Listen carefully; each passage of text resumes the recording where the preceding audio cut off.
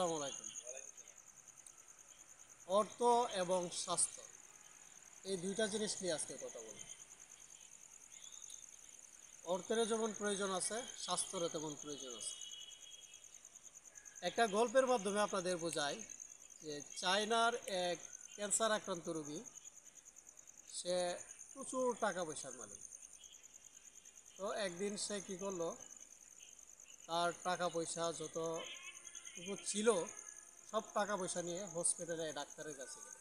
ডাক্তারের কাছে গিয়ে ডাক্তারকে বলল যে নেন সব টাকা পয়সা আমার, আপনি আমাকে সুস্থ করে দেন।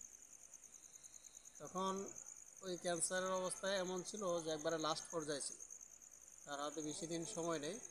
তখন ডাক্তার সরাসরি বলে দিয়েছিল টাকা পয়সা এখন আর কোনো কাজে আসবে না, আপনার হাতে বেশি দিন সময় নেই, তো টানা টেনে 2-3 মাস বাঁচতে পারেন। এবার একবারে লাস্ট পর্যায়ে। এই গল্পটা থেকে আপনাদের এটাই শিক্ষা দিতে চাচ্ছি যে যে টাকা পয়সার পাশাপাশি আপনারা নিজের স্বাস্থ্যের দিকে খেয়াল রাখবেন। আপনারা অনেকেই পরিশ্রম করেন, জব করেন বা অনেক হার্ডওয়ার্ক করেন। তো হার্ডওয়ার্ক করতে করতে করতে করতে টাকার পিছনে দৌড়তে দৌড়তে এমন একটা পর্যায়ে চলে যান, নিজের স্বাস্থ্যের দিকে খেয়াল রাখেন। সবসময় মনে রাখবেন, স্বাস্থ্য আগে, টাকা পরে। আপনি যদি সুস্থ থাকেন তাহলে একটা সময় আপনি টাকা ইনকাম করতে পারবেন, কিন্তু যদি অসুস্থ হয়ে যান তাহলে আপনার হাতে টাকা উপার্জনের আর কোনো রাস্তা নেই।